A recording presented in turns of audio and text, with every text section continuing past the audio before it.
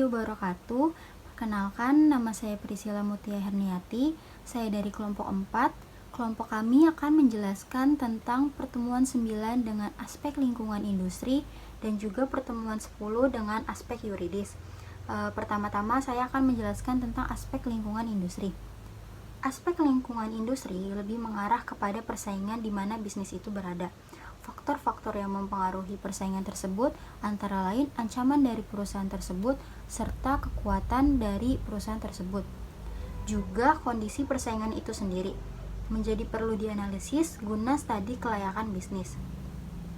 Michael E. Porter mengemukakan konsep kompetitif strategi yang menganalisis persaingan bisnis berdasarkan 5 aspek utama. Namun, R. E. Freeman, sebagaimana dikutip oleh Willin, merekomendasikan aspek yang keenam. Aspek-aspek tersebut diantara lain, yang pertama ada ancaman masuknya pendatang baru, yang kedua ada persaingan sesama perusahaan dalam industri, yang ketiga ancaman dari produk pengganti, yang keempat kekuatan tawar-menawar pembeli atau buyers, yang kelima pengaruh kekuatan stockholder lainnya, yang keenam kekuatan tawar-menawar pemasok atau supplier. Pertama saya akan menjelaskan ancaman masuknya pendatang baru. Ancaman masuknya pendatang baru. Masuknya perusahaan sebagai pendatang baru akan menimbulkan sejumlah implikasi bagi perusahaan yang sudah ada. Misalnya, kapasitas menjadi bertambah, terjadinya perebutan pangsa pasar, serta perebutan sumber daya produksi yang terbatas. Ada beberapa faktor penghambat pendatang baru masuk ke dalam suatu industri. Biasanya juga disebut dengan hambatan masuk, yaitu yang pertama ada skala ekonomi. Apabila pendatang baru berproduksi dengan skala kecil, maka mereka akan dipaksa berproduksi pada biaya per unit yang tinggi. Padahal perusahaan yang ada tengah berupaya pada skala produksi yang terus diperbesar dan proses produksi yang terus-menerus diefisiensikan sehingga harga per unit barang bisa menjadi lebih rendah. Yang kedua ada diferensiasi produk. Diferensiasi yang menciptakan hambatan masuk memaksa pendatang baru untuk mengeluarkan biaya dan usaha yang besar untuk merebut para pelanggan yang loyal kepada perusahaan utama. Usaha besar itu misalnya dengan iklan yang gencar dan pelayanan yang baik. Pada tahap awal, usaha-usaha ini membutuhkan biaya yang besar dan bahkan menimbulkan kerugian. Seringkali kondisi ini berjalan cukup lama. Yang ketiga ada kecukupan modal. Jenis industri yang memerlukan modal besar merupakan hambatan yang besar bagi pemain baru, terutama pada jenis industri yang memerlukan biaya yang besar untuk riset dan pengembangan serta eksplorasi. Yang keempat, ada biaya peralihan. Hambatan masuk akan tercipta dengan adanya biaya peralihan pemasok, yaitu biaya yang harus dikeluarkan pembeli bila mana berpindah dari produk pemasok tertentu ke produk pemasok lainnya. Biaya peralihan ini dapat berupa biaya pelatihan kembali karyawan, biaya perlengkapan yang baru, dan desain ulang produk. Pada akhirnya, biaya-biaya ini akan ditanggung oleh konsumennya. Apabila biaya peralihan yang diperlukan cukup besar, pesaing baru harus memberikan penawaran yang jauh lebih menarik, terutama soal harga. Yang kelima, ada akses ke saluran distribusi. Jalur distribusi sangat menentukan penyebaran produk. Perusahaan yang punya jalur distribusi yang luas dan bekerja secara baik akan sangat menghambat masuknya produk baru ke dalam pasar. Pendatang baru mungkin sulit memasuki saluran yang ada dan harus mengeluarkan biaya yang besar untuk membangun saluran itu sendiri. Selanjutnya ada ketidakunggulan biaya independen. Maksudnya itu adalah keunggulan biaya yang dipunyai oleh perusahaan yang sudah ada sulit ditiru oleh pendatang baru. Keunggulan itu mungkin timbul dari teknologi yang telah dipatenkan perusahaan, konsesi bahan baku, serta subsidi pemerintah. Kemudian yang terakhir adalah peraturan pemerintah. Pemerintah biasanya menerbitkan sejumlah aturan yang mengatur bidang-bidang tertentu seperti yang selalu diterbitkan oleh pemerintah Indonesia. Misalnya lewat daftar investasi negatif atau DIN. Peraturan pemerintah dapat menimbulkan hambatan masuk bagi pendatang baru. Selanjutnya, persaingan sesama perusahaan dalam industri dan aspek-aspek lainnya akan dijelaskan oleh rekan saya selanjutnya. Terima kasih. Assalamualaikum warahmatullahi wabarakatuh. Perkenalkan, nama saya Suhartina. Saya di sini ingin menjelaskan tentang aspek lingkungan industri. Sebelumnya sudah dijelaskan oleh Priscil untuk poin pertama. Nah, untuk yang poin kedua dari aspek lingkungan industri adalah persaingan sesama perusahaan dalam industri. Menurut Porter, tingkat persaingan dipengaruhi beberapa faktor, yaitu jumlah kompetitor. Jumlah kompetitor atau pesaing sudah tentu akan mempengaruhi tingkat persaingan. Kompetitor hendaknya dilihat dari beberapa sisi seperti jumlah, ukuran, dan kekuatannya. Nah, yang kedua adalah tingkat pertumbuhan industri. Pertumbuhan industri yang lambat sebaiknya tidak direspon dengan ekspansi pasar, kecuali perusahaan mampu mengambil pangsa pasar pesaing. Kondisi ini dapat menimbulkan tren penurunan harga pasar, terjadinya perang harga. Nah, yang ketiga adalah karakteristik produk. Produk hendaknya tidak hanya sekedar menyediakan kebutuhan dasar atau kebutuhan pokoknya saja, akan tetapi hendaknya memiliki suatu pembeda atau differentiation atau nilai tambah. Nah, yang keempat dari aspek lingkungan industri adalah pada jenis industri yang mempunyai total biaya tetap yang besar. Perusahaan hendaknya beroperasi pada skala ekonomi yang tinggi. Akibatnya perusahaan kadangkala terpaksa menjual produk di bawah biaya produksi. Yang kelima, kapasitas. Produk pada kapasitas yang tinggi diperlukan untuk menjaga ekspektasi biaya per unit. Penambahan fasilitas produksi dapat dilakukan apabila perusahaan telah mampu berproduksi pada tingkat maksimal. Dan yang terakhir atau yang keenam adalah hambatan keluar. Hambatan keluar memaksa perusahaan untuk tidak keluar dari industri. Hambatan ini dapat berupa aset-aset khusus ataupun kesetiaan manajemen pada bisnis tersebut. Contohnya adalah idealisme dalam bisnis. Dalam kondisi demikian, perusahaan biasanya akan berusaha bertahan dan menghindari kerugian yang besar sambil menunggu waktu yang tepat untuk bertahan. Nah, yang ketiga itu dari aspek lingkungan industri adalah ancaman dari produk pengganti. Perusahaan-perusahaan yang berada dalam suatu industri bersaing pula dengan produk pengganti. Walaupun karakteristiknya berbeda, barang substitusi dapat memberikan fungsi atau jasa yang sama. Ancaman produk substitusi adalah kuat bila mana konsumen dihadapkan pada sedikitnya switching cost, dan jika produk substitusi itu mempunyai harga yang lebih murah atau kualitasnya sama, bahkan lebih tinggi daripada produk-produk suatu industri. Dan yang keempat adalah kekuatan tawar-menawar pembeli. Pembeli mampu mempengaruhi perusahaan untuk memotong harga, meningkatkan mutu dan pelayanan, serta mengadu perusahaan dengan kompetitor melalui kekuatan yang mereka miliki. Beberapa kondisi yang mungkin dihadapi perusahaan antara lain yaitu yang pertama ada membeli dalam jumlah yang besar. Nah, yang kedua ini pembeli mampu memproduksi produk yang diperlukan. Dan yang ketiga di sini adalah sifat produk tidak terdiferensiasi dan banyak pemasok. Yang keempat ini adalah switching cost, pemasok adalah kecil. Dan yang kelima, pembeli yang mempunyai tingkat profitabilitas yang rendah sehingga sensitif terhadap harga dan diferensiasi service. Dan yang terakhir ini adalah produk perusahaan tidak terlalu penting bagi pembeli sehingga pembeli dengan mudah mencari substitusinya. Nah, sekian dari saya. Selanjutnya untuk poin kelima dan yang keenam akan dijelaskan oleh saudara Rizky Muharram. Sekian dari saya. Wassalamualaikum warahmatullahi wabarakatuh. Assalamualaikum warahmatullahi wabarakatuh. Perkenalkan, nama saya Rizky Muharram dari kelompok 4 mengenai judulnya yaitu aspek lingkungan hidup. Baik, di sini saya akan menjelaskan di poin kelima, yakni kekuatan tawar-menawar pemasok atau supplier. Nah, di sini mengapa studi kelayakan bisnis sangat berpengaruh dalam kekuatan pemasok atau kekuatan tawar-menawar maksud saya. Pemasok itu dapat mempengaruhi industri lewat kemampuan mereka yang menaikkan harga, namun dia menurunkan kualitas barang, sehingga industri akan berpengaruh pada hasil yang diproduksi. Nah, pemasok ini kuat apabila kondisi tersebut terpenuhi. Nah, apa saja yang mempengaruhi kekuatan si pemasok ini? Yang pertama itu jumlah pemasoknya sedikit, produk pelayanan yang ada adalah unik, dan mampu melakukan switching cost yang besar. Tidak tersedia produk substitusi, pemasok mampu melakukan integrasi ke depan dan mengolah produk yang dihasilkan menjadi produk yang sama dan dihasilkan perusahaan. Nah, perusahaan hanya membeli dalam jumlah kecil dalam pemasok. Oke, baik. Selanjutnya di poin ke-6. Poin ke-6 itu apa? Yaitu pengaruh kekuatan stakeholder lainnya. Nah, stakeholder itu apa?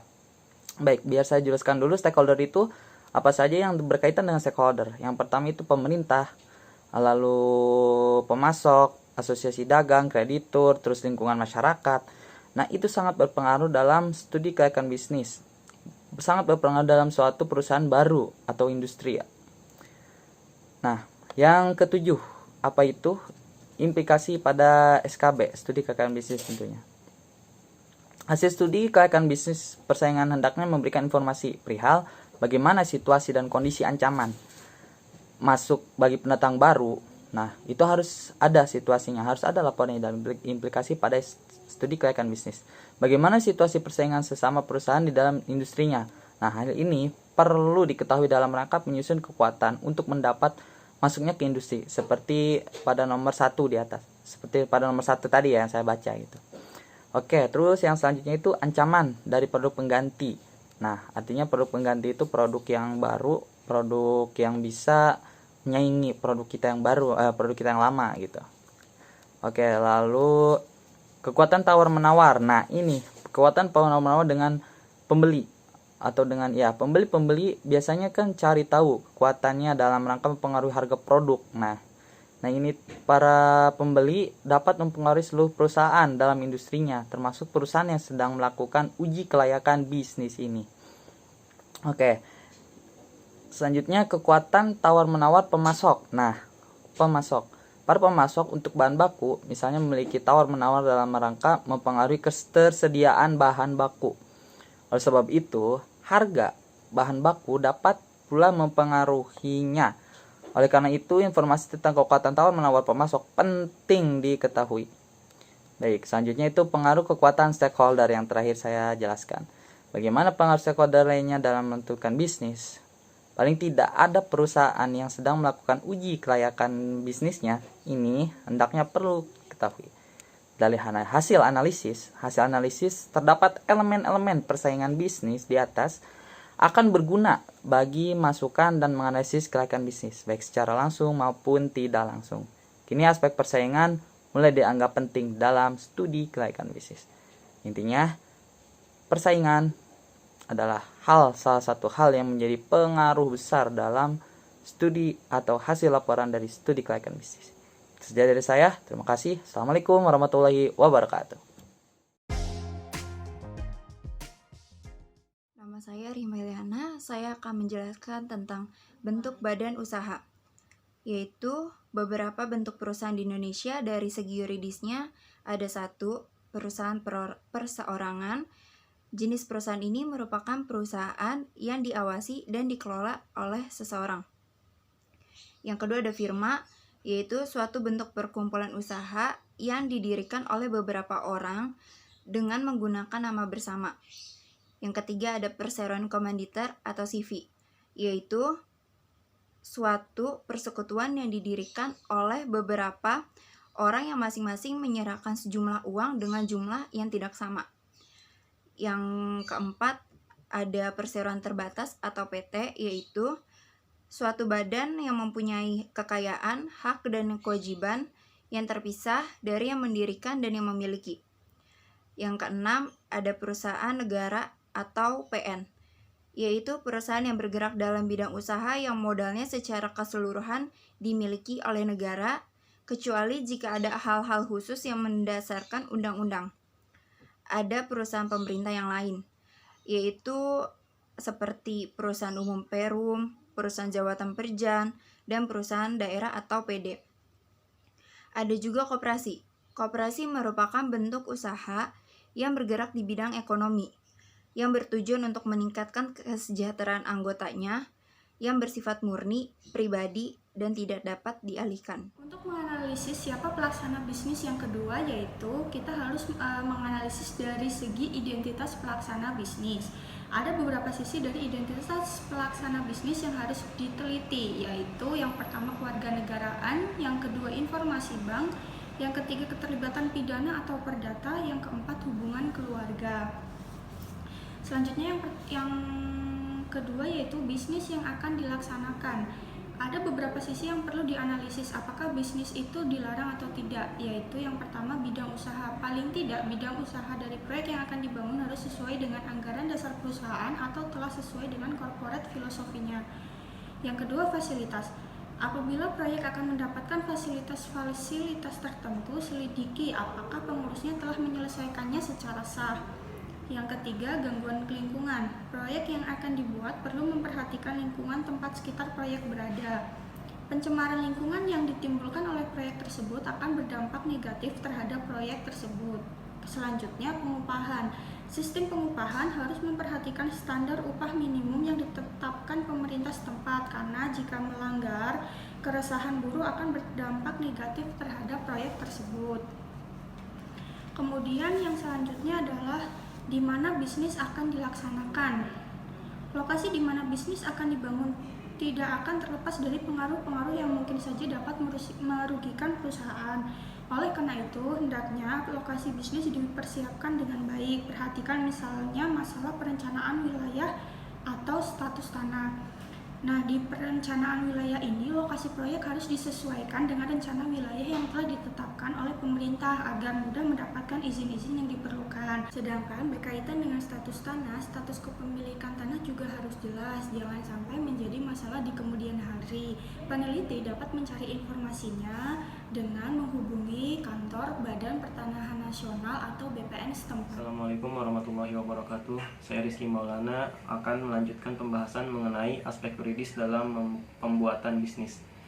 Selanjutnya itu waktu pelaksanaan bisnis. Dalam kaitannya dengan waktu pelaksanaan bisnis, tinjauan aspek yuridis ini terhadap izin pelaksanaan proyek bisnis menjadi sangatlah penting untuk diteliti, karena semua izin haruslah lengkap dan semuanya itu harus masih berlaku.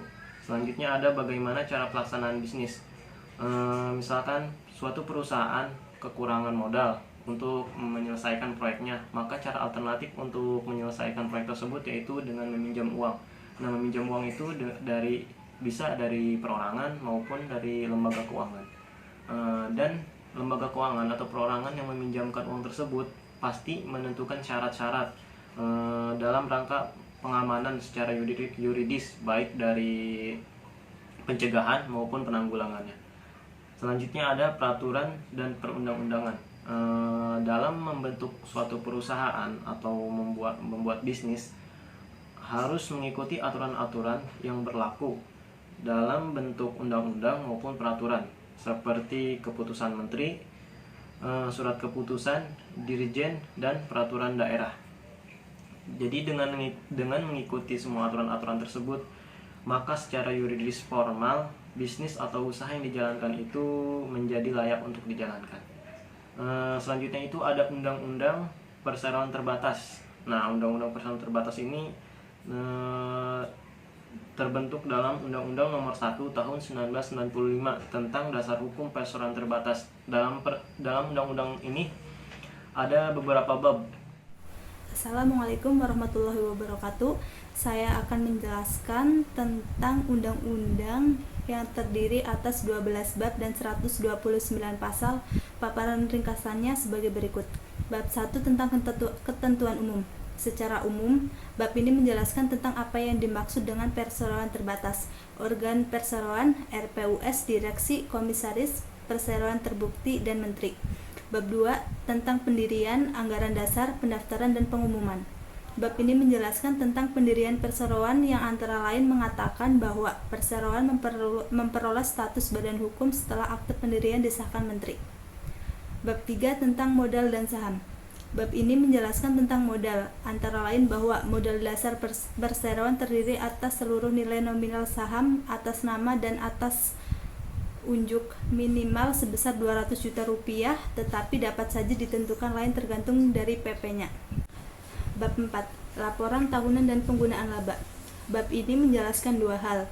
Untuk laporan tahunan, setelah 5 bulan setelah tahun buku perseroan ditutup, direksi menyusun laporan tahunan untuk diajukan kepada RPUS yang ditandatangani oleh semua anggota direksi dan komisaris. Bab 5. Tentang rapat umum pemegang saham. Bab ini menjelaskan tentang tata cara pelaksanaan RPUS. Penjelasan RPUS antara lain mengenai siapa dan kapan dilaksanakan RPUS, siapa pemberi izin RPUS, pemanggilan atau undangan kepada pemegang saham, hak suara, syarat minimal anggota yang hadir dalam RPUS.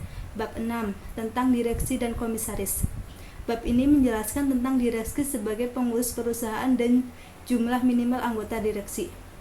Juga menjelaskan tentang syarat menjadi anggota, tugas, wewenang, hak, tanggung jawab, serta penghasilan.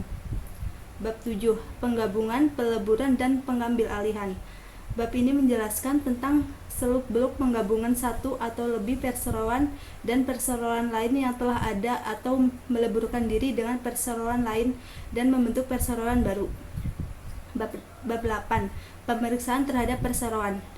Bab ini menjelaskan tentang tata cara pemeriksaan terhadap perseroan di mana telah diduga bahwa perusahaan atau direksi atau komisaris telah melakukan pelanggaran hukum. Bab 9. Pembubaran perseroan dan likuidasi. Bab ini antara lain menjelaskan tentang pembubaran persero, mulai dari alasan-alasan pembubaran, proses pembubaran, penundaan pembubaran, penunjukan likuidator. Bab 10. Ketentuan peralihan. Bab ini berisi tentang akibat-akibat yang terjadi dengan diberlakukannya undang-undang ini terhadap undang-undang sebelumnya. Bab 11. Ketentuan lain-lain. Bab 12. Ketentuan umum.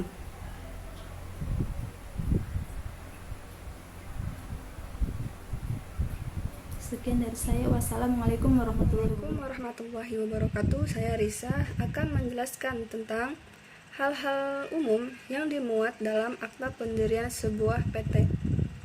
Yang pertama adalah nama perusahaan. Pada bagian ini dijelaskan secara rinci mengenai tata cara memberi nama suatu PT. Misalnya, nama perusahaan tidak boleh sama dengan nama PT yang sudah tidak baik atau sudah dipakai maupun yang masih dalam proses. Juga bukan nama dari salah satu pendiri, pahlawan, atau nama yang disucikan atau dikeramatkan, dan bukan nama perusahaan asing. Lalu yang kedua adalah tempat kedudukan PT. Harus dijelaskan sekurang-kurangnya daerah tingkat 2 tempat PT itu berdomisili. Lalu yang ketiga adalah maksud dan tujuan berusaha. Yang penting tujuan berusaha tidak bertentangan dengan ketentuan yang ada, ketertiban umum dan kesusilaan.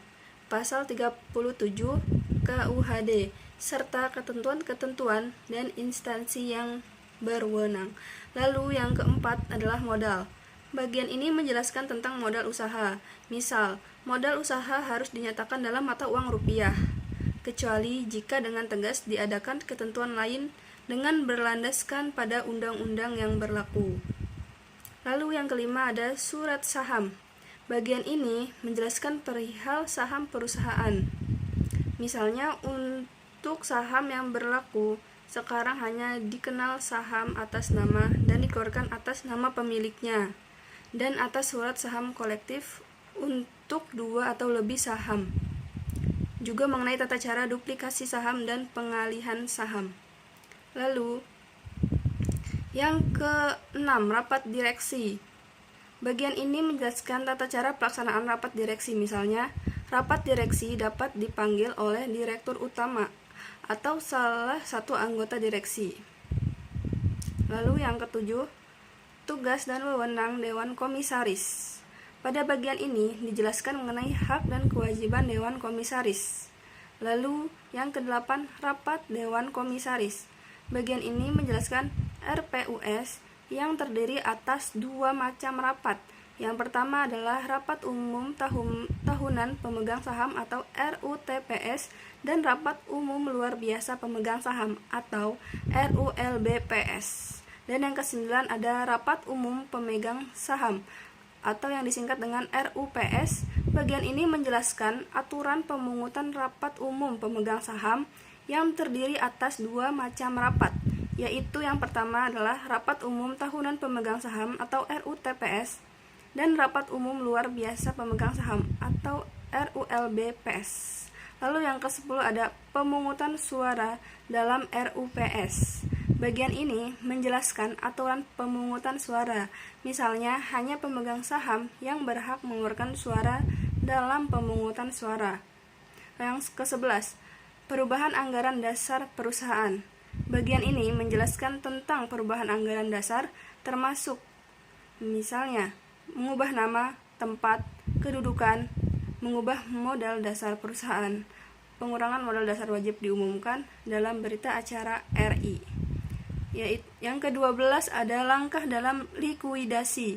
Bagian ini menjelaskan secara lengkap mekanisme dalam likuidasi perusahaan.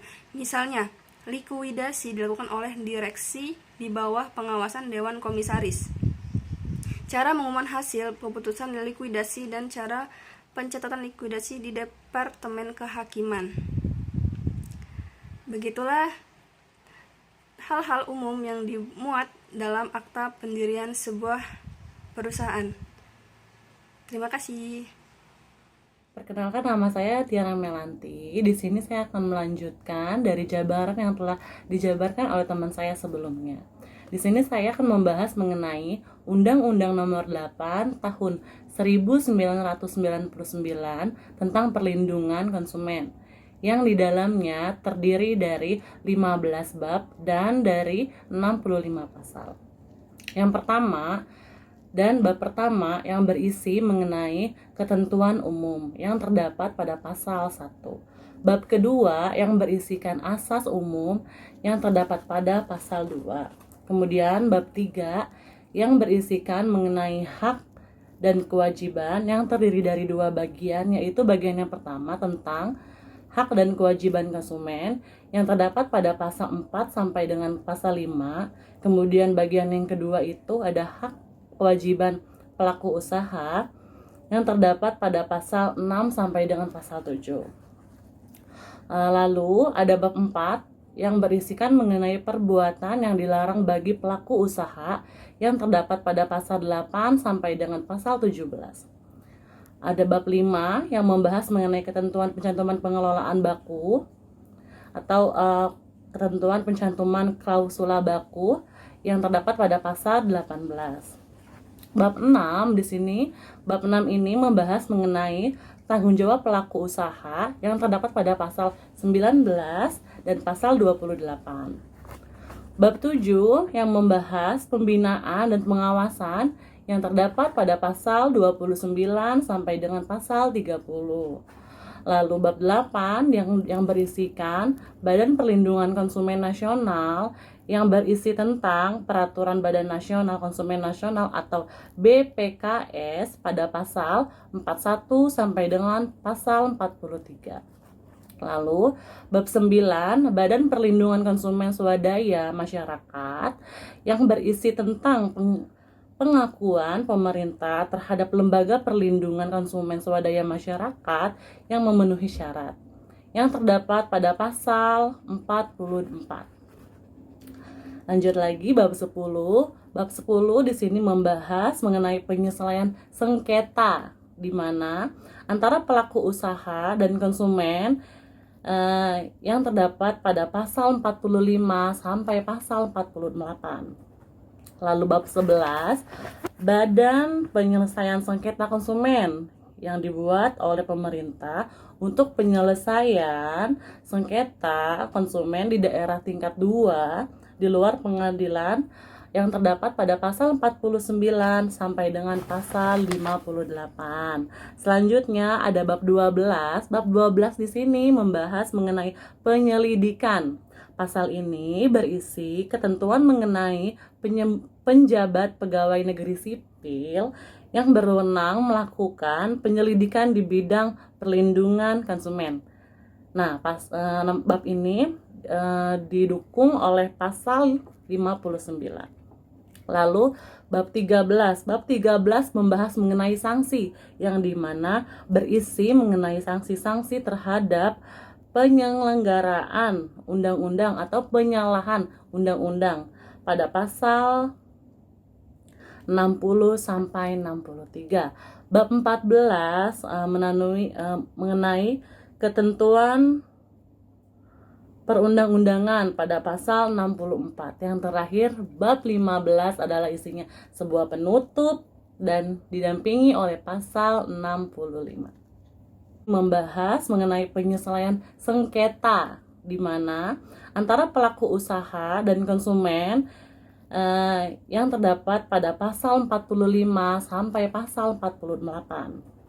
Lalu bab 11, Badan Penyelesaian Sengketa Konsumen yang dibuat oleh pemerintah untuk penyelesaian sengketa konsumen di daerah tingkat 2 di luar pengadilan yang terdapat pada pasal 49 sampai dengan pasal 58. Selanjutnya ada bab 12. Bab 12 di sini membahas mengenai penyelidikan.